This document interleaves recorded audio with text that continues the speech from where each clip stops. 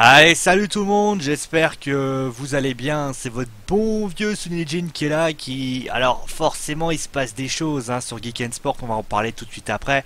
Parce que de toute façon, vous en doutez, j'ai pas besoin de vous raconter des cracks, vous dire que tout va bien, tout ça, c'est compliqué. Il se passe ce qui se passe, on vous en expliquera bien sûr tout de suite après. Et donc, en même temps, on va faire le wrestling show de WWE Clash of the Champions, donc c'est le pay-per-view spécial WWE Raw qui a été proposé donc par la WWE, que vous pouvez voir en ce moment avec ma belle miniature comme ça, elle est magnifique, comme ça quand même, j'ai pris quand même 30 minutes à la faire. Et bon, ça va, ça prend pas beaucoup de temps, mais bon, quand même, je vais me jeter des fleurs. Bon, alors, plus sérieusement, donc vous pouvez voir que l'émission n'est pas en live. Alors, attention, on n'est pas en train de dire on va aller faire de l'enregistrement dorénavant. Il se passe que, en fait, Colin, Blockkick et moi-même n'ont pas internet. Enfin, ont internet, mais voilà, c'est internet de pauvres, on va dire ça comme ça. Et Jordan a eu quelques soucis personnels et n'a pas pu être avec nous. Et résultat, comme c'est lui qui, malheureusement, en mon absence et en l'absence, allez voir Orange 3900, moi je vous le dis, si vous voulez voir ma fibre optique, 3900. Et bien si, forcément, il s'est passé que, malheureusement, il fallait que je trouve une solution. Il s'est passé que j'ai pris la décision, de faire, donc, déjà tout seul, en solo, Clash of the Champions, donc l'émission pronostic, et également de devoir le faire en enregistré comme le fut à la grande époque, bien évidemment. Alors vous inquiétez pas, ce n'est que provisoire, on reviendra avec des lives également, mais pour le moment on va se contenter de faire comme ça, puisque forcément au moins ça vous propose une émission. Alors certes, je m'en excuse si l'émission vous paraît pas de gamme, vous paraît mauvaise, et vous paraît tout ce que vous voulez, vous avez le droit de le faire, et tout simplement moi je respecte votre avis. Mais bon voilà, c'est soit ça, soit on vous envoie pas d'émission, et pour moi, ne pas vous envoyer d'émission c'est inconcevable, puisque vous nous respectez, et d'ailleurs vous avez été excessivement nombreux à nous encourager, à nous dire qu'on va y arriver, et ce genre de message, ça me fait chaud au cœur, et ça me donne envie tout bonnement, de vous donner le maximum, et le maximum de ce qu'on est capable de faire. Mais bon, trêve de blablatage. Alors on va commencer directement par ce qui se passe sur la chaîne, parce que vous avez envie de savoir ce qui se passe sur la chaîne. On va pas se mentir, c'est une situation très compliquée. Aujourd'hui, Geek and Sport a vu le départ de bon nombre de ses chroniqueurs. C'est le dernier en date, c'est Legba. Alors ils sont partis, ils ont fait un choix, ils sont partis. Alors certains ont dû des choix imposés, parce que leur vie faisait que malheureusement ils ne pouvaient faire autrement. D'autres c'est d'autres choix, c'est des choix plus personnels, d'autres c'est des choix professionnels. Moi j'ai respecté leur choix, j'ai respecté ceci, mais bien évidemment ça a eu des conséquences. Et les conséquences c'est que forcément, étant donné que Legba, Mort, Shin et Asdi sont partis, ça rend la partie geek un petit peu plus en difficulté. Mais vous avez pu le remarquer, vous avez pu voir d'ailleurs, il y a eu un live sur Overwatch avant-hier. En fonction de la vidéo, ça sera soit avant-hier ou avant-avant-hier. Vous avez pu vous en rendre compte. On n'est pas fâché, il n'y a pas de problème entre moi et Legba, il n'y a pas de problème entre Jordan et Legba, entre moi et Jordan, entre Asdis et moi, entre Mord et moi. On continue à discuter, mais voilà, c'est des choix et moi je respecte. Alors bien sûr, je ferai pas un long monologue pour savoir pourquoi ils sont partis, ça ne regarde que eux et moi, et ça ne vous, si on veut dire, c'est des choses personnelles que je garderai pour moi. Si un jour ils ont envie de vous en parler, ils vous en parlent. Moi, ça ne me concerne pas. Par contre, au niveau, bien évidemment, forcément, des émissions, ça a eu de l'influence, ça a des conséquences. Et déjà, la première conséquence, c'est que toutes les émissions proposées par les 4 cités, tout bonnement, ces émissions sont supprimées. La deuxième dimension n'existe plus, la cave de mort n'existe plus, le top 3 de Legba n'existe plus. Tout ceci, désormais, n'existe plus. Voilà, on a pris, elles sont tout bonnement annulées par rapport à ça. À noter d'ailleurs, j'en profite quand même pour les remercier tous les 4 parce qu'ils ont écran neigé. Il y a eu également, à un moment donné, la chronique des 3 coups que Shin voulait vous proposer. Tout ceci, bien sûr, je voulais d'ailleurs les remercier tous parce que si Geek and Sport en est arrivé aujourd'hui à tout ça, c'est aussi parce qu'ils y sont là, parce qu'ils ont réussi à faire grandir la chaîne, ils ont réussi à la rendre plus importante. Là c'est plus dur, mais avant que ce soit plus dur, moi ils ont vraiment apporté leur savoir-faire, leur qualité, leur expérience. Ils m'ont fait confiance aussi, et ça vraiment je leur remercie. En tout cas moi ça a été un plaisir de travailler avec eux, et j'espère que eux aussi ça a été un plaisir de travailler avec moi. On fait tous des erreurs, bien sûr, hein. Je suis pas parfait, eux ne le sont pas non plus, mais forcément ça m'a rendu grand, et moi c'est grâce à eux aujourd'hui que je suis aussi grand. Voilà, on va pas y aller plus loin. Alors juste pour les petites informations personnelles, donc il y a une émission qui va être ajoutée très prochainement, c'est le Gaming News. Très clairement, le Gaming News qui est en fait une émission d'actualité JV. Vous allez voir un petit peu comment ça va se passer. Ça sera soit ce mois-ci ou le mois prochain. Et vous allez avoir également une émission. Vous avez le Westing News qui sera décalé à partir de lundi. Excite à 20h. On le remet. Changement d'horaire, c'est à 8h c'est à 9h du matin. Voilà, je dis toujours 8h parce que j'enregistre ça à 8h. Mais ça sera à 9h du matin. Donc on fera, on va dire, résumé de show. Parce que pour ça, pour pouvoir coller le maximum à l'actualité. Voilà. Voilà un petit peu ce qu'on pouvait dire. Voilà, ça m'a pris à peu près 5-6 minutes. C'était vraiment pour mettre les choses à plat. Et vraiment, merci à vous tous d'être aussi nombreux. Merci à vous tous d'être toujours aussi fidèles. C'est vraiment un plaisir, vraiment un bonheur de vous avoir. Et vraiment, merci à vous tous. Ça vient vraiment, ça fait très très chaud au cœur de vous avoir.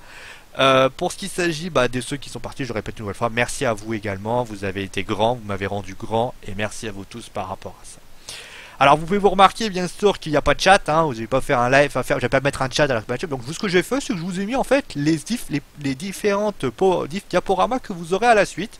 Comme ça à la limite ça vous donnera une petite idée de ce que vous allez avoir au fil des minutes. Donc au niveau de donc c'est Clash of the Champions, donc on revient maintenant au pay-per-view. Voilà, c'est comme à l'école, c'est le prof principal qui a parlé, maintenant c'est le coach, c'est le chroniqueur catch qui parle. Donc voilà, donc c'est Clash of the Champions, donc c'est un pay-per-view qui est exclusif à Raw, qui remplace d'ailleurs Night of Champions, même si il garde, on va dire, un petit peu son concept qui consistait à faire défendre tous les titres, mais à la différence c'est que maintenant c'est un pay-per-view Raw, ça veut dire que dorénavant il n'y a que les lutteurs de Raw que vous verrez, comme vous avez pu le voir pour Backlash du côté de SmackDown. Donc SmackDown a fait un bon pay-per-view, on avait plutôt été satisfait la semaine dernière, souvenez-vous, on avait plutôt mis plutôt des bonnes notes. La question est de savoir, c'est justement dans Clash of the Champions, est-ce qu'ils vont réussir à faire bien? Parce que je vous rappelle, à cette rivalité entre Raw et SmackDown, et on va essayer de savoir ce qui se passe. Au niveau des pronostics, très clairement, si vous pronostiquez pas, c'est pas grave. On va mettre en stand-by les pronostics pour le moment, le temps que tout se retasse, que tout aille bien. Ça vous inquiétez pas, ça reviendra aussi. Bon, arrêtons de parler un petit peu de tout ce qui est l'aspect technique. Vous en foutez royalement, ça c'est pour moi, c'est mes problèmes. Et ça pour vous, vous n'entendez que le résultat. Et je le comprends tout à fait. Donc, vous pouvez voir que Kevin Owens est champion, ça bien évidemment. Alors, au niveau de la carte, on va quand même en parler. Donc, vous avez donc la carte qui vous est proposée. Je vais juste faire la petite, voilà, hop, voilà. Vous avez vu, c'est magique, regardez ça. Avec... Ah bah non, mais j'ai fait une connerie. Bah oui, forcément. Ah bah attendez, je remonte. Ah voilà, j'ai pas l'habitude, Donc voilà, vous avez la carte entière qui vous est proposée. Donc vous aurez, donc on va parler, après le kick-off, on parlera du Best of Seven Series Cesaro Sheamus. On parlera un petit peu, je donnerai mon pronostic par rapport à ça. On fera ensuite un duel de Canadiens, même je crois de Québécois. Parce que Chris Jericho parle québécois, je crois. Ouais, mais après, je sais plus s'il est au niveau du Québec ou pas. En tout cas, du côté de Sami, lui, il est québécois. Ça, je peux vous l'annoncer, il est de Montréal. Donc Sami Zayn contre Chris Jericho. Vous aurez ensuite les titres par équipe avec les New Day qui font face au club, le Gallows et Karl Anderson. Vous allez avoir également un match pour les titres Cruiserweight. Alors pour ceux qui ne sauraient pas, c'est le titre poids moyen qui était en rapport avec la fameuse émission présent le WWE Network. C'était donc T.J. Perkins contre Brian Kendrick. Brian Kendrick que vous connaissez aussi, qui a d'ailleurs fait une petite carrière à la WWE. Il a été d'ailleurs sur le fameux nom The Brian Kendrick. Il avait un petit peu disparu, il est revenu pour pouvoir faire participer au titre pour moyen. Et vous avez ensuite 3 matchs, alors si j'éteins ça, ça va pas le faire. Ensuite 3 matchs qui vous sont proposés. Donc le titre féminin, Charlotte, Sasha Banks et Bayley. Rusev contre Roman Reigns, ça sera pour le titre des États-Unis. Et enfin, le nouveau champion de la WWE, pour ceux qui ne le savent pas, Finn Balor, a dû rendre son titre vacant après, s'être blessé au SummerSlam par l'homme que vous voyez sur la droite, donc Seth Rollins. Donc il affrontera Kevin Owens, fera donc face à Seth Rollins. Voilà, vous savez tout. On va commencer maintenant par parler du kick-off. Le kick-off que toujours je ne regarde jamais. Voilà, vous le savez, je ne regarde jamais le kick-off. C'est quelque chose qui ne me plaît guère. Voilà, on va appeler ça comme ça. C'est quelque chose qui ne me plaît absolument pas. C'est pas, voilà, je suis pas intéressé. Moi, je considère qu'un show, c'est d'un temps à un temps. Ce qui se passe avant, ce qui se passe après, à la limite, c'était pour le public, mais pour moi, ça ne me concerne pas. Mais en tout cas, nous allons avoir un match entre donc celle que j'aime beaucoup appeler Rihanna contre Nia Jax, donc qui est la cousine du Rock, pour ceux qui pourraient se donner. Donc c'est une Samoan. Alors, parlons un petit peu quand même des deux lutteuses. Donc Alicia Fox, vous la connaissez. Alors pour ceux qui ne sauraient pas trop comment c'est arrivé, en fait, Nia Jax a passé son temps à démolir après on va dire des lutteuses indépendantes. Et puis bah, elle est tombée sur la copine d'Alicia et forcément Alicia a pas été très ravie et c'est pour ça que Nia Jax fait donc face à Alicia Fox. Alors parlons, bon, Alicia Fox, j'ai pas trop grand chose à vous annoncer sur elle. Je pense même d'ailleurs qu'elle est là surtout pour mettre en avant Nia Jax dans cette rivalité, pour pouvoir la rendre encore plus grande. Peut-être aussi pour permettre à Nia Jax de pouvoir concourir pour le titre féminin aussi, parce que forcément là elle continue à démolir beaucoup de gens, mais elle va peut-être commencer bien à avancer au fur et à mesure. Mais Nia Jax, surtout, pardon. Nia Jax, comme je l'ai dit, alors attendez, est-ce que ça marche bien? Ouais, ça marche nickel. Voilà, en fait, vous allez avoir ce qu'on va parler tout de suite après. Vous voyez, c'est magnifique, hein, vous voyez. C'est la technologie Sony Gen. C'est la Sony Gen. Sony Gen. C'est comme les DVD. Vous avez Thomson, moi c'est Sony Gen. Voilà. Donc, pour revenir un petit peu au sérieux, donc, vous savez que d'un côté, je peux rigoler avec vous, vous pouvez pas rigoler avec moi. C'est pas horrible. Le monde est contre moi aujourd'hui. Bon, revenons quand même. Donc, Nia Jax, attends, elle lui manque les jambes. Attendez, je vais rétrécir un peu, vous voyez. Hop, magie. Voilà, vous ne voyez plus. C'est moignon. Non, revenons un petit peu au sérieux. Donc, Nia Jax qui est là, bien sûr, elle est là pour mettre en avant, hein, bien évidemment. Alors, parlons quand même de Nia Jax, qui, bah, je l'ai connue, bien sûr, à NXT. Hein, elle a fait quand même pas mal de choses. Et surtout, bah, elle a quand même eu cette rivalité. Pour l'instant, l'idée concrète pour Nia Jax, c'est de pouvoir affronter des lutteuses soit indépendantes, un peu à la manière de Braun Strowman. Strowman, si vous regardez bien, Strowman, il est là pour tout simplement, il est là. Et son objectif est d'être mis en avant. Et comme on fait, bah, on ramène des jobbers. En ce moment, je crois qu'il affronte Sin Cara et Sin Cara en prend cher d'ailleurs. Mais pour ce qui s'agit de Nia Jax, eh bien, Nia Jax, c'est un peu pareil. On essaie de la mettre en avant, on essaye de la rendre un petit peu, on va dire, une espèce de puissance en tout genre. Et d'ailleurs, on le voit par rapport à la puissance qu'elle donne. Et d'ailleurs, je trouve qu'elle en jette par... Voilà, sa puissance, elle la dégage vraiment. D'ailleurs, c'est une lutteuse qui n'est pas comme les autres. Quand vous regardez les gabarits des autres lutteuses, bah, les autres lutteuses ont un gabarit plutôt longiligne. Tu prends Sacha, tu prends Bayley, tu prends Charlotte, tu prends n'importe qui. Voilà, on peut le voir entre Alicia et Nia Jax. Les deux ont vraiment un gabarit très différent. Et ça, c'est vrai que c'est intéressant. Après, niveau in-ring, Niak, c'est pas non plus exceptionnel. Hein, ça reste encore très très limité. Certains d'ailleurs n'hésitent pas à dire que Nia Jax est pour ainsi dire aidé grâce à la présence de la famille de Dwayne, hein, par rapport au fait que c'est une Samoane, etc. Ça, après, chacun fera son opinion là-dessus, mais pour moi, voilà, si elle est là aujourd'hui, c'est qu'il y a bien une raison.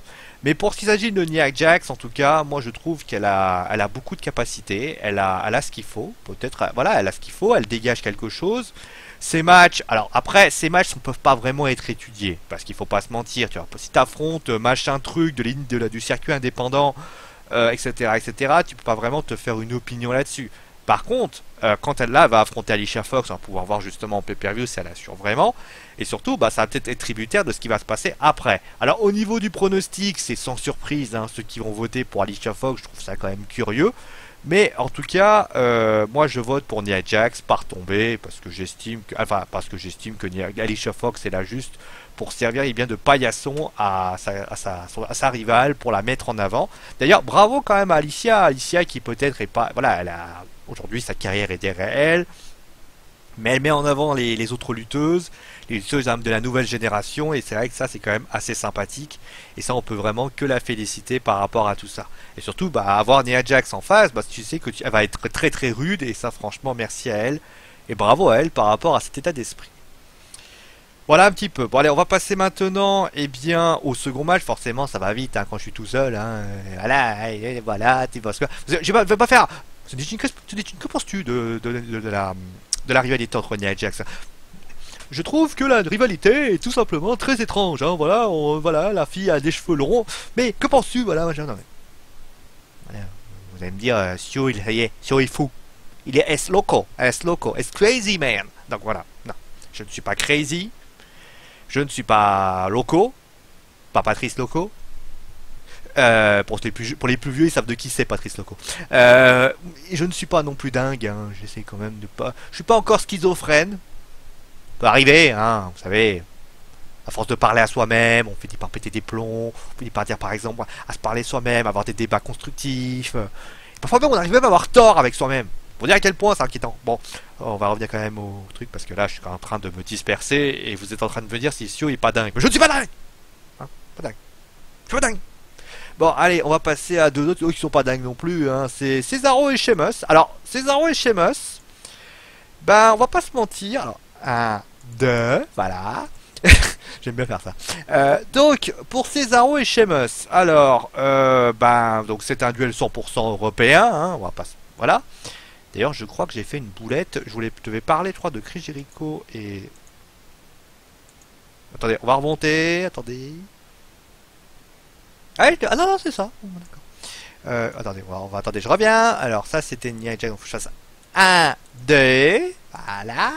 Non, ça, c'est Skype. Ça, c'est Skype. Bon, alors, revenons à ça.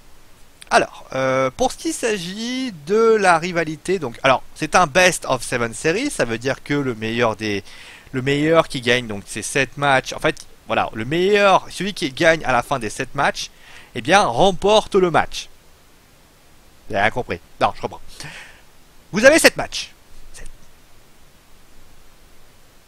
Vous avez 7 matchs. De ces 7 matchs, eh bien, vous avez à chaque fois un résultat. Victoire de Sheamus, victoire de Cesaro, victoire de pas du tout, victoire de personne, victoire de Sheamus, victoire de Cesaro. Et donc, il se passe que, à chaque fois que quelqu'un gagne, il récupère un point.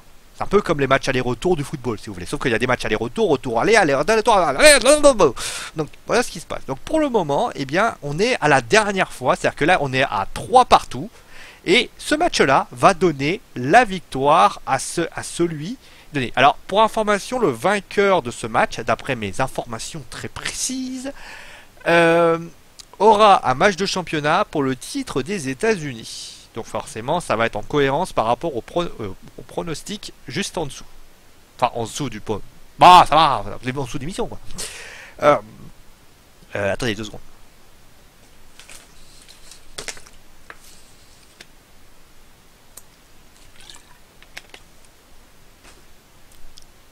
Bon, allez, pour ce qui s'agit donc de Sheamus Cesaro, on va rappeler un petit peu ce qui s'est passé. Donc ça allait pas très fort pour le Suisse, qui avait pris 3-0. Et puis finalement, il a commencé à égaliser. Il a pris la première victoire, la deuxième, la troisième. Et forcément, là, c'est donc le dénouement. C'est donc le moment final, c'est-à-dire eh bien, le moment où on va savoir si qui va remporter ce Best of 7 Series. D'ailleurs, c'est un moment que j'aimais bien parce que je trouve que ce qu'ils ont fait de faire que Cesaro soit à 3-0, je trouve que ça a suscité pas mal d'interrogations parce que tout le monde s'est dit mais comment ça se fait que Cesaro est à 3-0, a-t-il fait une bêtise? On rappelle d'ailleurs qu'à une époque, Dolph Ziggler dans le Tour of Force match pour le titre US lui avait mis collé un 2-0. Donc on s'est dit voilà, c'est par rapport aux propos qu'il avait fait lorsqu'il avait été drafté à Raw, etc., etc. Et finalement, eh bien, il a remis les pendules à l'heure dans un house show, dans un live event. D'ailleurs, bravo quand même de le penser à faire dans les live events parce que ça peut créer, on va dire, un petit peu de l'enjeu. Il a ensuite fait, donc que je me souvienne bien, il a fait également, je crois que c'était en Europe d'ailleurs, à ce moment-là, il a également ensuite remporté un deuxième match, il a remporté. Moi je trouve que ça crée un espèce d'appréciation au niveau du face, c'est-à-dire que Sheamus il est le heel, et forcément le méchant c'est un peu comme les shonen si vous voulez, c'est-à-dire que les shonen si vous regardez bien, on prend le cas d'Olivier Tom par exemple, ou Captain Tsubasa pour les sportifs. En général, le héros, il est souvent mené au score. Prenez DBZ, le personnage, il est comme qui dirait un peu affaibli. Il a des difficultés à y arriver. Prenez Senseiya, quand il traverse les 12 maisons du Zodiac, et au début, ils s'en prennent pas la tronche. Parce que c'est un côté très shonen, c'est un côté, voilà, je vais réunir mes pouvoirs, je vais réunir tout ce qui me reste d'énergie, et je vais réussir à gagner. Et c'est exactement ce qu'a fait cette rivalité, c'est-à-dire que cette rivalité a été basée sur ça. C'est que on a donc décidé à ce que Cesaro soit vraiment détruit de l'intérieur, qu'il y ait 3-0. Et donc, mettre en avant Sheamus, le grand méchant, celui qui, pour ainsi dire, détruit ses adversaires. Et finalement, eh bien, le fait de l'avoir vu gagner une fois, l'avoir fait gagner 2 fois, les gens l'espéraient pour la 3e fois, ça a créé une émulation. Et finalement, s'il venait à gagner ce... Alors, par contre, voilà, ça, le pro X, c'est très important. C'est un peu comme ça, c'est que moi, j'estime que là, il a fait 3-3. Moi, j'estime qu'il faut un dénouement. Et ce dénouement, pour moi, ça devrait être Cesaro qui devrait gagner, parce que ça conclurait sa remontée infernale. Ce côté, je fais une remontée infernale, je pars par rapport à ça. Maintenant, par rapport au résultat du titre des États-Unis, qui est donc pour moi la victoire, je le dis déjà, de Roman Reigns, pour donc par tomber. J'estime que si on lui donne, voilà, si Roman, je pense que l'objectif aujourd'hui, c'est de pouvoir. Alors je sais pas par contre si ça a un lien parce que c'est des rumeurs, mais si c'est pas le cas, bah, je pense que bien sûr à Cesaro. De toute façon, comme les pronostics sont annulés, moi je fais ce que je veux, hein, voilà. Mais pour avoir un petit peu de cohérence, je verrai la victoire de Sheamus par tomber parce que je veux le voir. C'est sans doute pour le voir affronter Roman Reigns par rapport à ça. Mais bon, après, bien évidemment, si jamais il n'y a pas de titre des États-Unis, je pense que Cesaro remportera le 4e match et pourra être mis en avant à ce moment-là. Ah, par contre, bien sûr, si c'est pour le titre de la WWE, ça serait, je pense à Owen Cesaro, ça peut vachement valoir son pesant d'or par rapport à ça. En tout cas, moi j'aime beaucoup la manière dont la rivalité a été mise en place. C'est vraiment une très très belle rivalité. Ils ont réussi quand même à bien la mettre en scène. Et bravo à eux quand même, la WWE, pour pouvoir... D'ailleurs, les rivalités, on va dire, mieux pensées que... Alors certes, il y a des rivalités bateaux, hein, du style le titre féminin, on a l'impression voilà, que c'est genre... Sacha Banks s'est blessé, Sacha Banks arrive, Sacha Banks fait Daniel Bryan, Bayley veut un match, il se passe un truc. On va pas se mentir, c'est ça. Mais il y a eu quelques petits momentum, on en parlera peut-être au fil du temps, qui fait que bah, finalement tout a été très bien huilé et tout a été très bien pensé par rapport à ça. Il y a des moins bonnes rivalités, on en parlera peut-être après, notamment de Sami Zayn contre Chris Jericho, que j'ai trouvé un peu moins bien, mais celle-là, voilà, le côté shonen m'a vraiment plu. Parce que voilà, moi je suis fan de ce genre de choses et ça permet justement de faire ça. Après pour Nia Jax, Alicia Fox, même ça, il y avait une petite rivalité, hein, t'as touché à ma copine. C'est très très con, on est d'accord là-dessus, mais moi je trouve ça assez sympathique par rapport à tout ça. Allez, on passe à la suite. Ouais, on va passer à la suite, hein, parce qu'il n'y a plus grand chose à dire. On va passer maintenant eh bien, à Sami Zayn contre Chris Jericho. Chris Jericho contre Sami Zayn, donc bah, c'est un match, je vous l'ai dit, un 100% canadien. C'est un match, donc vraiment Sami qui est en train d'y aller, qui continue encore à avoir des rivalités avec des mentors ou des choses comme ça. Qui d'ailleurs va peut-être avoir sa 3e victoire consécutive en pay-per-view, puisque je rappelle qu'il avait battu Kevin Owens. Il a ensuite battu avec Neville la team... qu'est-ce qu'il a fait affronter qui? Je sais plus si je crois que c'était les Dudley Boys. Voilà, c'était les Dudleys. Donc c'était les Dudley Boys. Et maintenant, eh bien, il affronte Chris Jericho. Chris Jericho qui est souvent là, bien sûr, pour mettre en avant les partenaires, mettre en avant les jeunes. Ça, c'est très très bien. Après, ce qu'on peut dire sur la rivalité, très clairement, on peut pas. Enfin, non, pardon, je me suis trompé. Pardon, j'ai spoilé. Tout ça pour dire que la rivalité entre Sami Zayn et Chris Jericho, elle est partie d'un rien, mais finalement, elle nous emballe pas plus. D'ailleurs, on va le voir, on peut le rendre très très vite, c'est que Chris Jericho, la seule justification, en fait, on a l'impression que Chris Jericho, il est en rivalité avec Sami Zayn, mais il passe son temps à critiquer Mick Foley. Et justement, qu'est-ce que fait Sami Zayn dans cette histoire? J'aurais préféré, par exemple, que Sami Zayn vienne, dise à un moment donné à Chris Jericho, normalement dans le Highlight Reel, si vous vous souvenez bien, Chris Jericho critique littéralement, il le démonte, hein, Sami Zayn. Il prend un coup de micro, je crois, et puis il n'y a pas grand chose. Après, la rivalité se met en place. Mais moi, ce que j'aurais aimé, c'est par exemple de dire, voilà, bah, de la part de Chris Jericho, pourquoi tu me donnes un adversaire aussi nul? Franchement, voilà, tu sais, ça, je vais pas l'affronter, ce mec. Et puis, bah, Chris Jericho, bah, dit, et Mick Foley dit, ouais, de toute façon, tu vas l'affronter, hein, que tu le veuilles ou non. Il l'affronte, il perd son match, Chris Jericho. Et donc, à ce moment-là, eh bien, Chris Jericho, il passe pour un débile. Il décide de le démolir. Et il dit, voilà, tu vois, Mick, toi. Et finalement, il y a un lien, parce que ce qui va se passer, c'est que Chris Jericho, en s'en prenant à Sami, eh bien, tout dit à Mick Foley, moi je suis pas d'accord avec ta politique.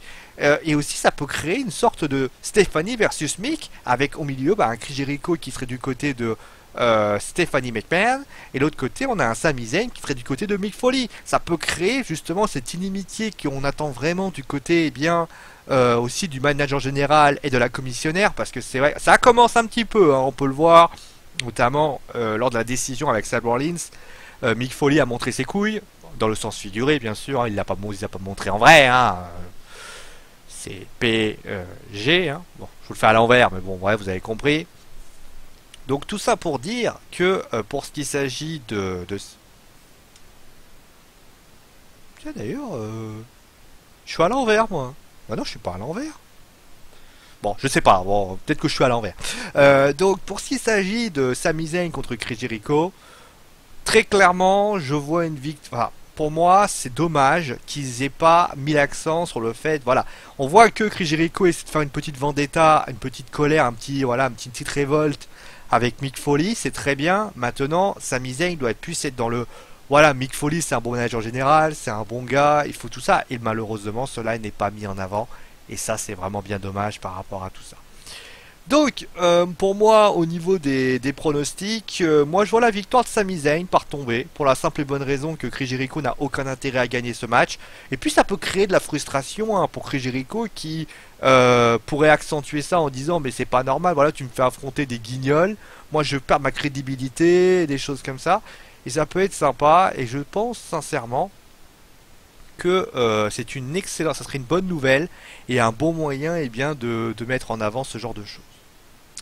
Voilà, voilà un petit peu ce qu'on pouvait dire sur la rivalité Sami Zayn, Chris Jericho. Ah, c'est vrai que d'un côté, même si je pense que si on avait été accompagné, hein, il y avait eu Colin, tout ça, je suis pas certain qu'on aurait parlé longtemps des rivalités parce que, à part si Papy était là, mais Papy malheureusement n'a pas pu se rendre disponible. Ah, forcément, la fibre, enfin, j'ai déjà dit, un grand pouvoir implique de responsabilité. Une fibre optique implique de grand débit et de grand papy. Pas de fibre optique, pas de bras, pas de chocolat. Voilà, c'est tout ce qu'on peut dire par rapport à tout ça. Voilà un petit peu ce qu'on pouvait dire sur la rivalité Sami Zayn Chris Jericho. En tout cas, moi, elle m'a pas plu. Voilà, j'ai trouvé. En fait, c'est pas que m'a pas plu, c'est que je l'ai trouvé assez fade. Elle manquait un peu. Moi, je m'attendais à avoir Mick Foley et Stéphanie dedans. Peut-être que j'étais un peu trop présomptueux, mais cela n'a pas été le cas et c'est vraiment bien dommage. Allez, on se continue avec donc, eh bien, je vous l'ai dit, hein, les ceintures par équipe. Donc, les ceintures par équipe. Donc, avec donc les New Day contre le club, Luke Gallows et enfin Doc Gallows, enfin Luke Gallows parce que il s'appelle Doc Gallows aussi, et Karl Anderson. Bah, on va pas se mentir, hein, moi je vais pas vous dire, je vais vous dire la vérité. Très franchement, cette rivalité, elle m'est passée comme ça. J'ai très clairement, hein, je n'ai pas le souvenir de ce qui s'est passé entre les deux. Et là, c'est problématique. J'ai pas un momentum, j'ai pas les New Day qui m'ont fait saliver, qui m'ont fait dire tiens, c'était un moment important. J'ai pas le club qui me s'est dit tiens, ce club ils ont fait ça. J'ai l'impression, vous voyez par exemple entre la rivalité qu'il y a eu entre Battleground et le SummerSlam. Là, vous aviez la blessure de Biggie. Vous aviez une destruction organisée de la part du club envers les New Day. Vous aviez Bray Wyatt par exemple, c'était pareil. Vous aviez la Wyatt Family avec un espèce de Wyatt Family qui était vraiment tourmenté, qui voilà, il y avait vraiment, là ça ressemblait un petit peu au Final Deletion. Au Final Deletion qui était bien évidemment présent du côté de Matt Hardy et de Jeff Hardy. Ça c'était quand même quelque chose de pas mal. Et puis malheureusement, moi j'ai juste envie de dire malheureusement, bah ça a été un peu retombé sans un soufflet. Certes ils sont toujours très agressifs le club, ils sont toujours très très puissants, ils sont toujours très très forts, ils sont capables de faire des choses incroyables. Voilà, ils sont toujours capables de faire de l'entertainment, mais il n'y a pas ce petit truc qu'il y avait entre Battleground et le SummerSlam. Ça, je l'ai pas retrouvé dans cette rivalité. Et forcément, eh bien, cela a deux influences. Ça m'a pas passionné plus que ça. Et de toute façon, qu'on soit clair là-dessus, là, va falloir qu'on fasse des choix. Là, de côté de la WWE SmackDown, ils ont mis Slater et donc Rhino. Ça vaut ce que ça vaut. Il y en a qui sont pour, il y en a qui sont contre. Ça, par contre, c'est autre chose. Mais pour ce qui s'agit eh bien de la rivalité entre donc les New Day et le club, je pense que c'est suffisant. Ils ont eu les ceintures excessivement longtemps. Ils ont battu le record d'ailleurs de celui qu'on va parler tout de suite après. C'est donc de Brian Kendrick et de Paul London. Donc très clairement, il faut que les ceintures par équipe changent de main. Les New Day, c'est un peu comme les Usos maintenant. On les aime beaucoup. Un peu moins maintenant parce qu'ils ont démonté la jambe d'American Alpha et de Chad Gables. Mais tout ça pour dire que je pense qu'il faut dorénavant que les titres par équipe soient partis. Il faut peut-être que les New Day passent à autre chose. Certes, ils font vendre beaucoup. Ils ont un merchandising qui est exceptionnel. Ils ont la possibilité d'apporter énormément au niveau du merchandising. Mais pardon. Mais très clairement, il faut que les New Day perdent les ceintures. Ça devient vital parce que les gens se lassent. Ça va faire quasiment un an qu'ils ont les ceintures. Je sais même pas si ça fait pas un an qu'ils ont les ceintures. Ils les ont récupérées quand déjà? Ils avaient perdu au SummerSlam, je crois. Ça va être Night of Champions. Ouais, c'était dans ces zones-là. Hein. Ça va être quasiment un an. Il faut pas qu'ils les gardent. Il faut pas qu'ils les gardent parce que là, ça devient quelque peu assourdissant. Alors certes, ils les défendent. Mais quand on voit ce qui s'est passé au SummerSlam avec Jon Stewart, c'était très bien, voilà, Jon Stewart, c'était tranquille, maintenant c'est fini. Il faut que les New Day perdent leur ceinture, il faut que le club les récupère, et parce que sinon, malheureusement, les gens vont commencer à en avoir marre, et moi j'en ai marre. Les règnes c'est bien, on peut faire des longs règnes, ça y a pas de souci. CM Punk a fait un long règne, mais CM Punk a évolué dans ce règne. Quand tu vois les New Day, au début ils étaient heal, on adorait, bon on n'aimait pas, etc. On rappelle c'était les fameux gospel qui plaisaient à personne. Ils ont réussi, les fameux New, après ils ont réussi à avoir la positivity, puis après le public a commencé à adhérer, c'était au mois de janvier. Là on est au mois de septembre, ça commence à faire long, les gens commencent à, enfin, je sais pas comment les gens le voient, mais moi ça commence à faire long, et je pense que les New Day doivent à un moment donné perdre les ceintures pour se relancer. Alors je dis pas de les récupérer 2 mois après, mais je pense que ça sera mieux comme ça, qu'on développe les capacités et tout le reste par rapport à ça. Voilà, je pense que ça c'est mon... Après c'est mon point de vue. Je sais que tous ceux qui sont fans des New Day ne laisseront pas les New Day perdre leur ceinture, et je le respecte. Mais moi j'estime qu'il faut que les ceintures par équipe s'en aillent. Sinon ça va être trop compliqué. On va malheureusement vivre des moments compliqués, on va pas pouvoir s'en sortir. Et là ça risque d'être vraiment la fin des haricots et on ne pourra pas s'en sortir par rapport à tout ça. Donc voilà, défaite des New Day, donc par tombée, donc victoire du club, et je pense que le club mériterait d'avoir les ceintures par équipe. Ils le méritent, ils devaient les avoir au SummerSlam. Bon, ils les auront à Clash of the Champions, d'ailleurs ça sera le premier pay-per-view Raw, donc forcément pourquoi pas. Mais pour moi, tout simplement, cela me voit ainsi. Voilà. Allez, on va passer à la suite, et donc on va aller voir du côté eh bien, du titre poids moyen. Alors le titre poids moyen, pour ceux qui ne le connaissent pas, c'était un titre qui était relié à la WCW, ça il faut le savoir, c'était pour le titre Cruiserweight Championship, donc c'est un titre pour information, comme je l'ai dit, hein, qui fait partie donc du titre de la Cruiserweight. C'est un titre qui a existé donc du côté de la WCW, il y a pas mal de lutteurs qui l'ont récupéré, par exemple pour ceux qui le connaissent bien, Rey Mysterio par exemple, Rey Mysterio qui avait récupéré les ceintures, le titre pour moyen, d'ailleurs qui a le plus long règne, il y a le plus de règne, c'est Rey Mysterio. On a également on a également eu Chavo Guerrero, on a eu Eddie Guerrero qui l'a récupéré, le très légendaire, le très connu Ultimo Dragon que vous connaissez peut-être, je vais boire un peu.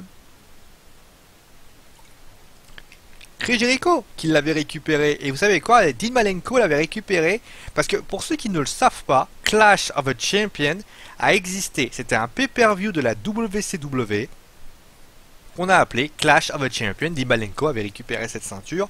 À ce moment-là, on a également donc des Japonais, donc je l'ai dit, l'Ultimo Dragon.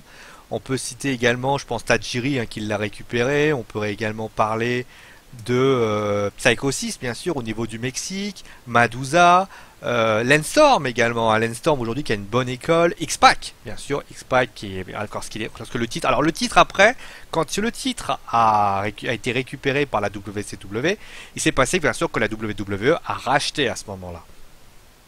Et donc c'est devenu un titre cruiserweight très prisé d'ailleurs, pas mal de lutteurs le récupéraient. D'ailleurs, il y avait vraiment une séparation entre le titre poids lourd qui était ou le titre de la WWE qui était à SmackDown, ou alors et le titre poids moyen.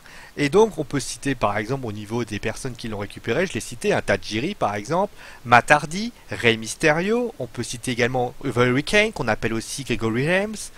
Une fille aussi l'a eu, Jacqueline, hein, pour ceux qui ne le sauraient pas, Spike Dudley, bien sûr, un très Paul London, hein, coéquipier bien sûr de Brian Kendrick.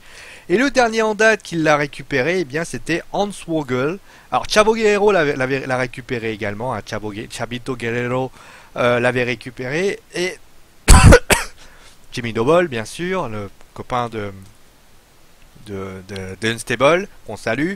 Et le dernier à l'avoir récupéré, bah oui forcément, et qui a précipité le retrait de ce titre, eh bien c'était Hans Wogel. Et oui malheureusement, hein, Hans Wogel qui l'avait récupéré, ça a d'ailleurs fait un gros scandale. Il l'avait récupéré en 2007 contre le Great American Bash.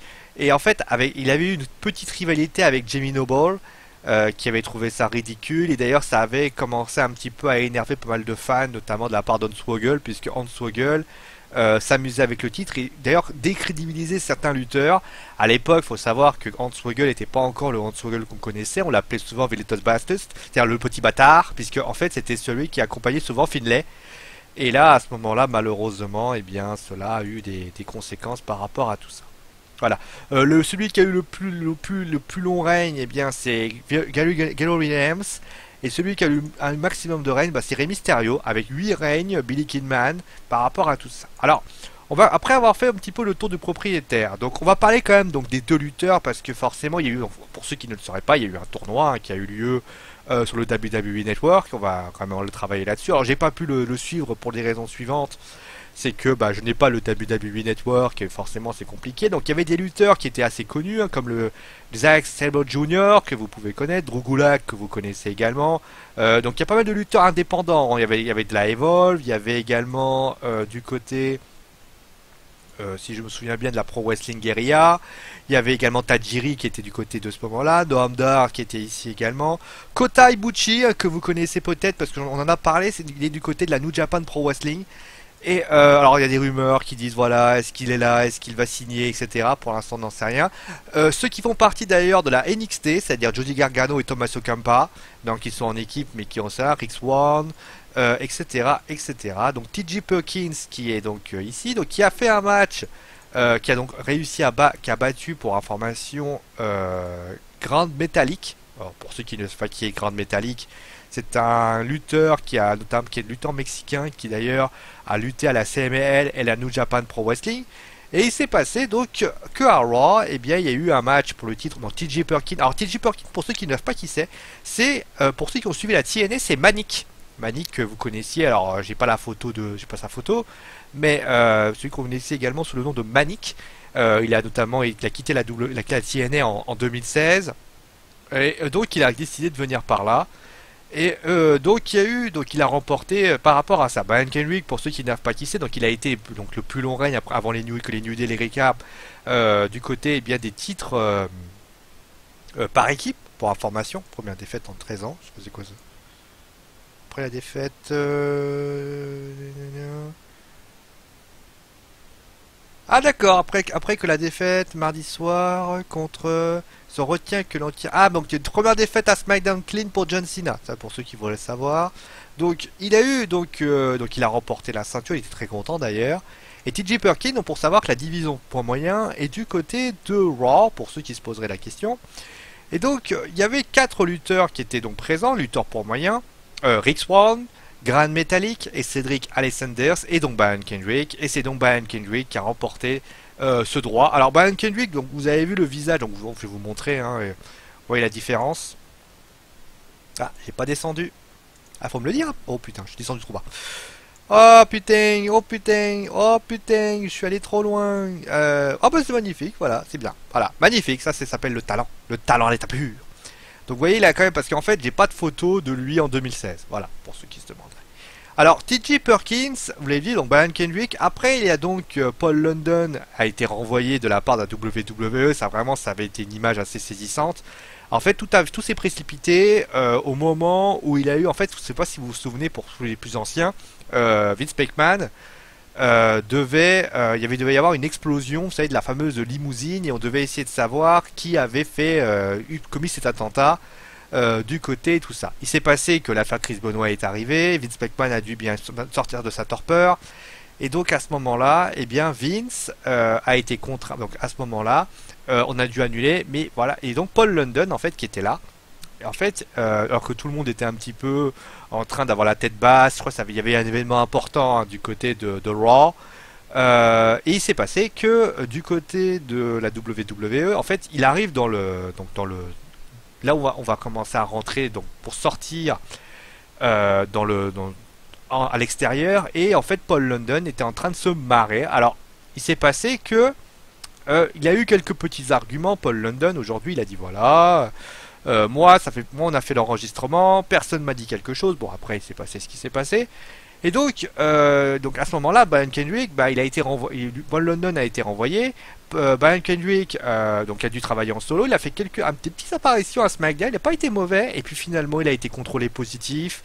Et forcément, il a dû malheureusement quitter la WWE. Alors, il a eu une petite carrière du côté de fédération. Je crois qu'il a été notamment il a été entraîneur, d'ailleurs, pour ceux qui ne savent pas, il a été entraîneur du côté d'Eva Marie, hein, c'est pas des conneries, il a été entraîneur, il a été à la TNA, voilà, il a été à la TNA, il a également été à la Dragon's Gate, il a été à la New Japan Pro Wrestling, il a pas mal gambadé, et pour ceux qui ne le sauraient pas, Brian Kendrick est l'élève de Shawn Michaels. Ça a été un élève, il a fait partie de son école, et c'est lui d'ailleurs, Shawn Michaels, qui lui a tout appris.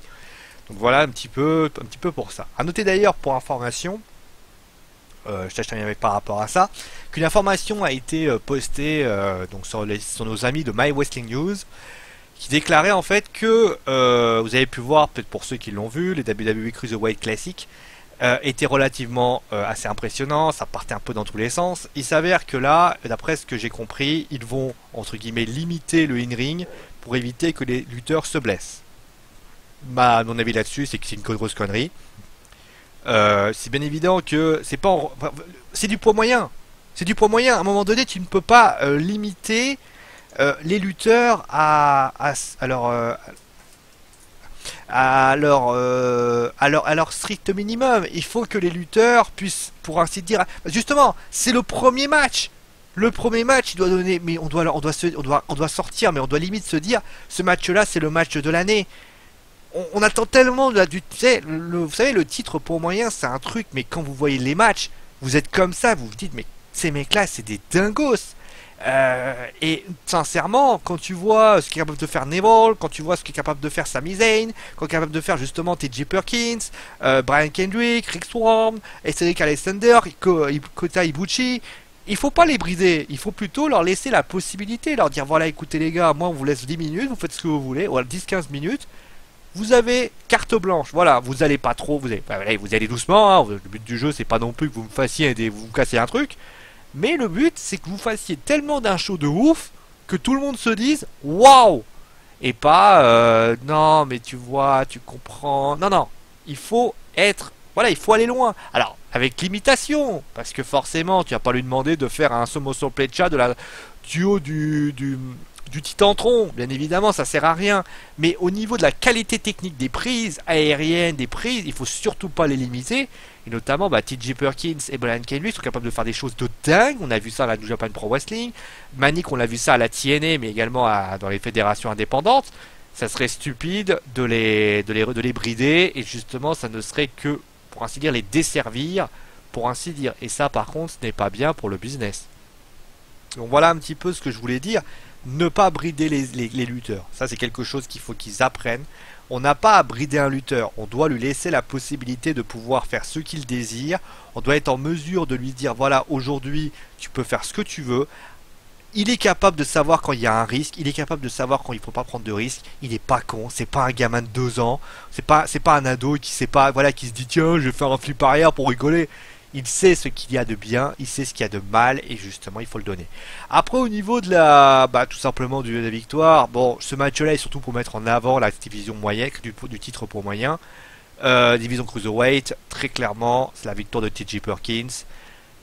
Et pour ainsi dire logique, je ne vois pas l'intérêt de le faire perdre le titre alors qu'il les a récupérés. Certes, Brian Kendrick est un lutteur qui s'impose, c'est vrai que Brian Kendrick est connu, mais je pense que TJ Perkins a beaucoup apporté à la division pour moyen durant le moment où il a beaucoup fait des bons matchs. Il va le garder la ceinture et il va essayer de faire en sorte que les choses se passent bien. Mais lui perd pas la ceinture une semaine ou 2 semaines après qu'il l'ait récupéré. C'est débile. C'est débile et pour ainsi dire, ça ne serait pas bon pour le business. Salut, Triple H. Bon, voilà un petit peu ce qu'on pouvait dire par rapport à ça. Donc TJ Perkins part tomber tranquillement. Je pense qu'on aura largement la possibilité de faire ça. Allez, on va passer maintenant aux filles. Hein. Enfin, c'est vrai que les filles, on avait le fil pour le kick-off, mais là avec un vrai match, puisqu'on aura... Ah, j'ai pas appuyé. Pardon. Voilà, c'est bon, voilà. Donc, on a un triple threat avec donc... pardon, excusez-moi. Un triple threat donc avec le titre féminin. Donc, Charlotte redéfend sa ceinture contre Sasha Banks qui finalement est là. On attendait le pire pour Sasha avec sa blessure au dos. Et finalement, elle est présente. Et Bayley qui est là également, hein, qui a fait son arrivée à NXT. Alors, de NXT, pardon. De NXT. Alors, que peut-on dire de cette fameuse rivalité entre donc Charlotte, Sasha et Bayley? Eh bien, j'ai quelques petites... Alors, c'est très bien. Franchement, le match qu'il va y avoir entre les trois, je peux vous garantir que ce match-là va littéralement révolutionner la division féminine. Bayley remplace totalement Becky pour le WrestleMania. Ça peut être sympathique. Toutefois, déjà, il y a des petites critiques que je voulais mettre en place. Déjà, pour ce qu'ils ont dit de Charlotte. Charlotte, depuis qu'elle a récupéré cette ceinture, on a l'impression, on a le sentiment que l'objectif de la WWE est de créer une embrouille entre elle et Dana Brooks. Moi, ça me dérange pas, ça. Dana Brooks, voilà, elle fait des bêtises, Charlotte est très arrogante, etc., etc. Mais moi, peut-être que j'attends... Voilà, on va avoir quelque chose. Ça, c'est intéressant. Mais le truc, c'est que ça a un peu éclipsé Bayley alors qu'elle était déjà là. Alors ça, par contre, c'était gênant. Quand Sasha est arrivé, les choses se sont un peu plus remises en place. Mais moi, je sentais vraiment que Bayley, et c'est vraiment l'impression que j'ai pour la pauvre Bayley, c'est que finalement, elle ne sert que de roue de secours. Et c'est ce qui s'est passé. Elle ne sert de roue de secours que pour Charlotte. Et notamment, pourquoi l'avoir mis dans ce match? Alors, je sais que ce match-là, voilà, ça peut être sympathique. Les gens aiment beaucoup Bayley. On considère d'ailleurs qu'elle peut être même le visage de cette fédération, tellement elle est populaire, plus populaire que John Cena. Mais on aurait pu attendre. Bayley doit avoir un match à WrestleMania contre Sasha Banks. Attendons un petit peu, laissons, on va dire, Bayley de côté. Elle peut affronter, par exemple, Dana Brooks. Ça aurait pu être sympa, voilà, Dana Brooks contre Bayley. Même à vite une petite aide par-ci par-là. Et notamment Sasha qui fait son retour. Et notamment, il y a une incohérence très forte. C'est que tu as donc Charlotte qui donc attend son adversaire. C'était il y a 2 semaines. Et Sasha remporte le match. Elle bat Dana Brooks, je crois, par un back statement. Il se passe que, donc là tu te dis Sasha contre Charlotte pour le titre féminin. Tu te dis à ce moment-là que Dana Brooks va avoir forcément son rôle à jouer là-dedans. Soit elle va commencer à trahir Charlotte, soit elle va simplement aider Charlotte à battre Sasha. Voilà, elle va faire une grosse bouse, elle va faire n'importe quoi, à la manière d'un Alex Riley contre le Miz, et finalement elle va se rebeller, et Dana va affronter Charlotte, donc du côté de Hell in a Cell, prochain pay-per-view, pour information. Donc là pour l'instant, moi ça m'allait. Et puis d'un seul coup, on a rattaché Bayley. Et là j'ai pas compris, pourquoi Mick Foley rattache Bayley? Bayley, elle aurait pu faire sa petite carrière tranquillement. C'est le problème de la WWE, c'est qu'ils ont vu un filon d'or, ils se sont dit tiens on va tailler tellement puissamment pour pouvoir trouver... Non, non, non, non. Bayley, c'est Bayley. Bayley, elle a son tempérament, elle a sa manière de faire, elle a sa manière de fonctionner, et elle n'a pas besoin, excusez-moi de dire ainsi, elle n'a pas besoin de ce titre pour le moment. Elle a été championne de NXT pendant X temps, elle sait vraiment faire. Sasha est en rivalité avec Charlotte, Dana Brooks traîne au milieu, c'était suffisant. Et surtout, le speech de Sasha avait finalement remis un petit peu parce que avant on sentait que c'était vraiment... Franchement, quand Bayley était là, j'ai eu l'impression que Bayley avait un objectif, c'était de dire est-ce que Sasha va pouvoir revenir. quand elle revient, arrête, mettez pas Bayley. Voilà, ça je comprends pas. Pourquoi vous mettez Bayley à un moment donné où Charlotte est déjà, où Sacha est déjà là? Je trouve ça un petit peu crétin, je trouve ça un petit peu dommage.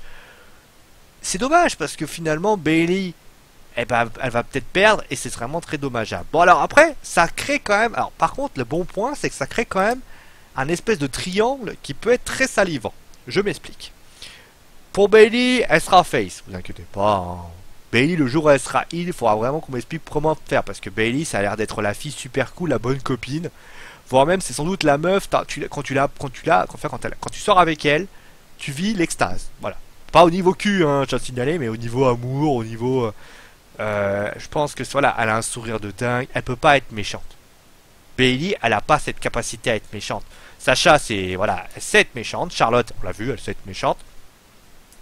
Mais Bayley ne sait pas être méchante. Mais pour ce qui s'agit donc il peut se passer quoi? Soit Charlotte perd la ceinture et Sacha, et donc Bayley récupère la ceinture. Il se passe que Sacha est frustré et démonte en flèche Bayley, il tente de Sacha. Il peut se passer aussi que Charlotte perd à cause de Dana Brooks, Sacha récupère la ceinture, et il se passe que, bon après ça peut aussi l'éventualité que Sacha bien sûr encourage et salue sa copine, ça aussi. Et finalement, Bayley la prend dans ses bras, et finalement le lendemain, on a un espèce de Miss Riley avec un espèce de Charlotte qui te sort littéralement, t'as été une connasse, tu m'as servi à rien, et t'as Dana Brooks qui s'en prend à Charlotte. Peut être une éventualité. Je pense pas que l'éventualité va arriver tout de suite, mais elle peut arriver au fil du temps, parce que forcément il y a un match retour qui va avoir lieu par rapport à tout ça. Mais il peut se passer aussi qu'il peut y avoir un remake de Batista et Mysterio. Je m'explique. Charlotte, il est évident que Sacha et Bayley vont pas travailler ensemble éternellement. Il y a un match de championnat, on peut rien faire par rapport à ça. Par contre, Charlotte, à force de vouloir faire un petit peu, chacun va vouloir un petit peu trouver sa solution, il va se passer que Charlotte va pouvoir essayer de tirer l'opportunité par rapport à tout ça. Et le truc, c'est que, qu'est-ce qui peut se passer? C'est que Sacha, pète un câble à la fin du match parce que Charlotte aura récupéré sa ceinture et s'en prenne à Bayley, la démonte. Il tente de Sacha. Il y a beaucoup de choses qui peuvent être mises en place. Mais moi, je pense à une victoire quand même. Alors, la défaite de Charlotte, enfin de Sacha, était liée au fait qu'elle a été blessée. Ils sont allés sur cette idée-là. Ils ont envie de faire ça à WrestleMania. Finalement, si vous voulez que la ceinture lui revienne, il faut lui donner. Vous pouvez pas la donner, vous pouvez pas faire Charlotte contre Sacha si jamais il n'y a pas le titre. Sauf s'il y a un triple threat encore à Hell in a Cell. Très clairement, Sacha par soumission. Et je pense d'ailleurs qu'après il y aura je pense que Dana Brooks et Charlotte, après il y aura la revanche. Charlotte et Dana Brooks vont sans doute vont sans doute s'en aller. Et les choses pourront aller comme ça. Et puis pour information, ça serait pas étonnant que Sacha et Charlotte et Bayley se retrouvent un petit peu dans la Team Raw, SmackDown, enfin voilà un petit peu ce qu'on pouvait dire. Bon voilà, Sacha, donc Charlotte, voilà, pour victoire de Sacha par soumission, parce que je pense dans la continuité par rapport à ce qui s'y passe. Et dis donc je radote, hein. C'est vrai que 52 minutes c'est pas mal. Hein. Bon allez, on passe maintenant, tiens, on va passer maintenant à notre petite controverse à nous, bien sûr à notre ami Roman Reigns. Alors on va changer la photo. Alors tiens, j'ai oublié. Bon voilà, c'est comme ça, c'est pas le problème. Donc on va changer la photo. Donc voilà, Roman Reigns contre Rusev. Alors que dire de la part de Rusev? Alors on rappelle que au SummerSlam il s'était affronté, que ça avait fait d'ailleurs couler beaucoup d'encre. Le fait que voilà, il n'y avait même pas eu de match, hein, les deux s'étaient défoncé la tronche littéralement. Ça, voilà, j'avais donné mon avis, certains avaient trouvé ça nul, d'autres avaient trouvé ça intéressant. Moi j'avais trouvé ça maladroitement fait. Voilà. Mais pour ce qui s'agit de Rusev contre Kevin Owens, moi ce que je peux donc vous dire, c'est que moi, alors, sur le principe, mettre Roman contre Rusev, ça me plaît sans plus. Parce que moi je vois une victoire de Roman Reigns par tomber. Et je pense que ce n'est pas une bonne idée de lui donner la ceinture des États-Unis. Parce que c'est un peu comme j'appellerais chez moi le lot de consolation. Ça veut dire que on ne veut pas le mettre au placard. Mais je pense que ce que doit faire Roman, si j'étais à la place des bookers de la WWE, c'est carrément de revenir au premier. C'est-à-dire qu'au lieu de partir sur Roman Reigns qui finalement qu'est-ce qui s'est passé? On a dit bon, le titre suprême, tu vas pas y toucher. Qu'est-ce qu'on va faire? On va te donner le titre des États-Unis. Non, non, non, non, non, non. Il faut que le titre des États-Unis lui soit pas donné. Il faut que finalement qu'il aille plus bas, qu'il aille, on va dire, affronter des lutteurs comme Chris Jericho, qui peut être très énervant, et qui finalement qu'il gagne, qu'il fasse affronter des lutteurs et finalement qu'il augmente sa capacité physique. Je prends un exemple tout bête. Il affronte, je sais pas, un lutteur en lambda, il tente d'y aller. Quitte aussi à le faire. Je comprends pas pourquoi, encore une nouvelle fois, après, je comprends pas une nouvelle fois pourquoi on le fait affronter Rousseff. Parce que Rousseff, voilà, à la limite, il y a la collègue, il va peut-être gagner, Rousseff. En plus, il s'est fait démolir 2 fois, Roman Reigns. Ça veut dire que finalement, il va y avoir le retour qui va arriver. Et qu'est-ce qu'on fait? Voilà. Et Rousseff met bien en avant le titre des États-Unis. Il a eu un bon règne, bien sûr. Alors voilà, Roman Reigns part tomber. Mais pour moi, très clairement, je vois une victoire de ça. Mais je pense que on a mal encore une fois joué par rapport à tout ça. Roman, la victoire de Roman, ça va pas aller, ça va pas aider. Et qu'est-ce qui se passera après quand Rousseff n'aura plus le droit au titre des États-Unis? On va mettre qui? Sheamus? Cesaro? Si ça met Cesaro, ça va encore plus être difficile. On peut mettre Sheamus parce que Sheamus a une tête de con et voilà, ça crête tout plaît à personne. Mais très clairement, il faut qu'ils arrêtent de vouloir rendre populaire Roman. Il faut qu'ils laissent les choses se faire. À un moment donné, Roman deviendra populaire si la WWE laisse les choses faire et qu'il le laisse devenir populaire. Voilà, un petit peu ce qu'on pouvait dire. Voilà, victoire de Roman par tomber avec un spear. Moi, je vois pas une victoire. Voilà, Rousseff va perdre. À regret parce qu'il a pas fait un mauvais job, Rousseff. Mais je pense que Rousseff, voilà, voilà, il va être mis en avant. Il va pas être mis en avant. Et je pense même d'ailleurs que Rousseff va sans doute dominer le match. Et Roman Reigns va sortir un spear, un Superman Punch. Et malheureusement, cela va paraître un petit peu maussade. À regret, mais bon, voilà. Et je pense que les Roman haters vont encore parler, mais bon. Voilà un petit peu ce qu'on pouvait dire par rapport à tout ça.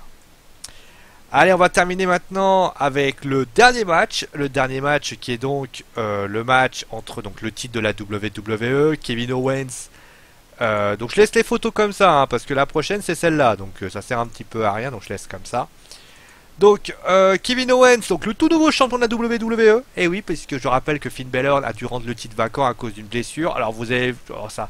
Alors c'est très. Alors je crois que c'est 6 mois hein, son disponibilité à Finn Balor. Voilà, un petit peu d'eau, comme le Tour de France. Alors, qu'est-ce qu'on peut dire de la rivalité? Alors, très clairement, moi j'ai trouvé... Alors, il y a eu du what the fuck dans cette rivalité, mais très clairement, il manque quelque chose. Il manque Triple H. Il manque Triple H, il manque la suspicion... Alors, le face turn de Seth Rollins, il est parfait. Honnêtement, on voit d'ailleurs. Mais moi, ce qui me gêne, c'est que... moi, j'ai un truc qui me gêne. C'est qu'on lui ait donné le titre trop vite. Enfin, le droit trop vite. Moi, j'aurais aimé un Seth Rollins complètement dingue qui menace littéralement Kevin Owens de lui démonter la tête et donc de devoir lui donner le titre, de lui donner le droit rapidement. Là, Seth Rollins, on lui a un petit peu donné, mais on lui a donné en disant... Bon, après, il y a eu la rixe entre Stephanie et Mick, mais très clairement, la suspension, elle aurait été sympa, mais après... Il aurait pu dire, bon maintenant tu vas continuer à me suspendre ou je continue à... Voilà, on avait le temps. Alors je sais que ça fait quoi, il restait un peu de temps. On pouvait tenter ce coup-là. Ou alors d'avoir un match de championnat. Et puis, un peu à la manière... Justement, à la manière d'un Triple H, souvenez-vous du Royal Rumble, qui ne peut pas... 2008 je crois. Où il ne peut pas... on lui enlève ce droit parce que finalement, il n'a pas le droit d'avoir ce match au Royal Rumble. Il commence à casser tout ce qu'il trouve. Il casse le titantron, il casse tout ce qu'il trouve. Et au final, qu'est-ce qui se passe? Il se passe que Vince se finit par s'y résoudre et il lui dit ok, t'auras ton moment au Royal Rumble. C'est ce qui aurait dû se passer pour Seth Rollins. Et justement, Triple H, là, en plus Triple H, on comprend pas pourquoi il fait ça. À la limite, Triple H, il aurait fait quelques petites vidéos en expliquant voilà, j'en ai marre que ce mec me pique le pedigree, j'en ai marre à un moment donné qu'il se me copie, ou des choses comme ça. Quitte à aussi à aller voir que Triple H soit présent, que Stéphanie dise voilà, aujourd'hui c'est l'autre. Et aussi avoir un peu de suspicion, genre de dire à un moment donné, non mais l'autorité, ça, moi Stéphanie, j'ai rien à voir dans l'histoire. Après Triple H qui dit, c'est moi le problème, d'accord? J'ai fait comme ça parce que moi je compte pas sur toi. T'es qu'un sale copieur. Kevin Owens, pour moi c'est un vrai lutteur. Et à un moment donné, il montre des images où voilà, il est en train de lui serrer la main, même avant quand il était champion de NXT. Là, ça aurait eu de la gueule parce que ça aurait voulu dire The Man. Et bien finalement, le Man, l'homme avec un grand H, l'homme que Triple H a adoubé. Tenez, on aurait pu voir également un Roman Reigns en train hilar, justement hilar. Alors peut-être qu'il est pas, c'est pas faire le côté hilar, mais en train de regarder Seth Rollins en disant putain, mais je te l'avais pas dit. Tout ça, voilà, ça aurait pu créer. Là, Triple H finalement, il met un pedigree qui fait choc tout le monde, moi le premier. Mais le problème, c'est que ce pedigree, il ne déboule de rien. Alors certes, on a ce match à WrestleMania a priori entre Seth Rollins et Triple H, mais finalement, c'est trop loin. Pourquoi ne pas... Franchement, qu'est-ce qui va se passer? Est-ce que Triple H va venir porter un pedigree sur Rollins? C'est la grande question, mais s'il n'y a pas ça, on sera encore déçu. Et finalement, moi, je suis même pas sûr qui est. Donc tout ça pour dire qu'il faut à tout prix. Ouais, ils ont voulu faire ça, c'est très bien. Malheureusement, ils ont voulu faire un face turn à Rollins, c'est très bien. Mais le vrai souci, c'est que Kevin Owens doit... Enfin, Kevin Owens, là, il a la ceinture. Je suis super content pour lui parce qu'il le mérite totalement. Moi, je vois une victoire de Kevin Owens par tomber parce que je vois, franchement, lui perdre la ceinture 3 semaines après lui avoir donné, c'est totalement crétin. Mais très clairement, qu'est-ce qu'on fait de Seth Rollins après ce match? Et donc forcément, il faut attendre Triple H. Et pour Triple H, ça reste son Mania. C'est compliqué, c'est très compliqué et malheureusement j'ai peur que cette rivalité on l'oublie. Donc il va falloir que Triple H intervienne dans ce match-là parce que sinon on va finir par se dire à un moment donné que ça va être compliqué. Et qu'est-ce qu'on va faire d'ailleurs de Seth Rollins après? Voilà, après, si on donne la ceinture à Seth Rollins, qu'est-ce qu'on fait de Kevin Owens, lui qui a bataillé dur, qui a récupéré cette ceinture? Je sais pas, moi franchement, voilà, la rivalité a été bonne, mais elle a été maladroitement faite. Et ça par contre c'est vraiment dommage. Bon, en tout cas moi victoire donc de Kevin Owens par tomber, hein, parce que moi je vois une victoire de ça, moi j'ai confiance en lui et je pense que c'est vraiment bon, bravo à lui quand même, hein, parce qu'il a quand même fait du beau job et il a quand même réussi quand même des choses pas mal. Allez voilà, bon finalement, hein, vous savez quand on est tout seul ça va devoir plus vite. Hein. Donc voilà, c'est terminé pour le Wrestling News, donc voilà, pour le Wrestling News, pour le Wrestling Show, voilà c'est terminé. Allez, pom, pom. C'est bien, hein, Kevin Owens qui rétrécit. Donc voilà un petit peu. Donc je rappelle bien évidemment que cette vidéo a été enregistrée, hein, forcément. Hein, on peut pas, voilà pour les raisons que vous savez. En tout cas, moi je vous remercie vraiment d'être toujours aussi nombreux, hein, que ça soit sur Facebook, que ça soit sur YouTube, que ça soit sur Twitter, que ça soit sur n'importe quoi.